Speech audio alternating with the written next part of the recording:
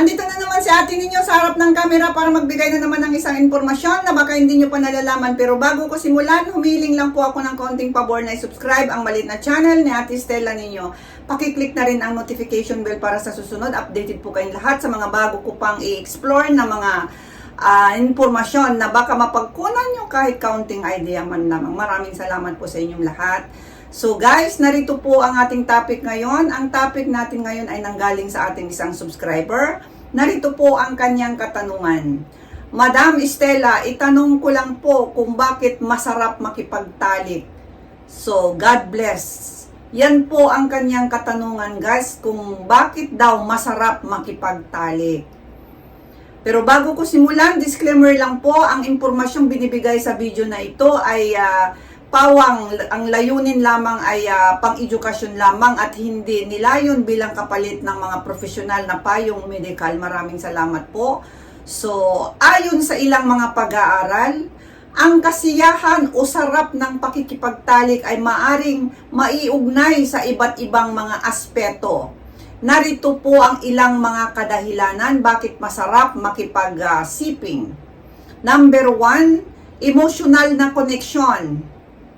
Para sa maraming tao, ang pakikipagtalik ay paraan upang maging mas malapit sa isang partner na nagdudulot ng mas malalim na emosyonal na ugnayan at kasiyahan. So, yan po ang dahilan bakit kaya siya masarap, no?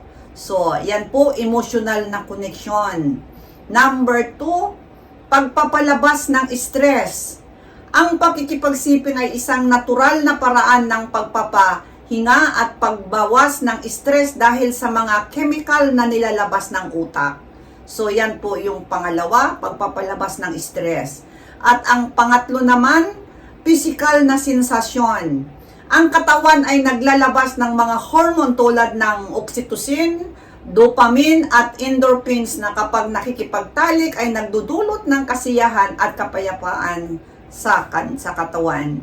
So, yan po yung tinatawag na physical na sensasyon, no? May lumalabas na mga hormones na tulad na nga, yung sinabi ko na oxytocin, dopamine at endorphins sa katawan. Kaya masarap po siya. At ang number 4 naman, pangangailangan. Ang katawan ay may likas na instincts na tinatawag para sa sexual na kasiyahan at ang pagtugon dito ay nagbibigay ng kaligayahan. Alam nyo ba guys na hindi lang naman tao no, na may tinatawag na instinct. Pati ang mga hayop po. Kaya kailangan talaga, natural po siya. Likas talaga na instinct para sa sexual na kasiyahan. So yan po yung isa na sa paraan ng pagpapaliwanag, no? Kaya yan po, na pangangailangan ng katawan, na isang likas na natural na instinct, kumbaga. At ang panglas naman natin, psychological satisfaction. Maaari itong magdulot ng pakiramdam ng kumpiyansa at kasiyahan sa sarili, lalo na kung may malalim na koneksyon sa partner. Yun na yun, no? Yan po ang paliwanag ayon sa aking mga nahagilap o pag-research sa mga pag-aaral na bakit kaya, yun na nga, bakit kaya? Kahit naman sino siguro makapag-isip, bakit kaya ganito ang kasiyahan kapag naramdaman, lalo na kapag nilabasan? Hindi lang po sa pakikipagsiping, kundi pati yung magsasarili. Bakit kaya? Para kang nababaliw sa kakaisip, bakit kaya? Yun na nga, ito lang yung pwede kong may paliwanag, no? Sa inyo, at ito lang po yung na-research ko. Kaya yan lang po ang pwede kong maibigay sa inyo. Kung may kakulangan man, kayo na po ang tawag dito. Kayo na po ang bahalang magsaliksik kung ano pa yung kakulangan, dahil hindi po ako isang scientist, hindi rin ako isang doktor, no? At yun na nga, sinabi ko ito na isang layuning edukasyon lamang at hindi kapalit ng professional na payong medical talaga, no? So, ayan po guys, ang nakita mo ang vlog na ito at ginawan ko na lang din ng video ang iyong katanungan. At hindi na natin sabihin kung sino po siya para sa kanyang privacy.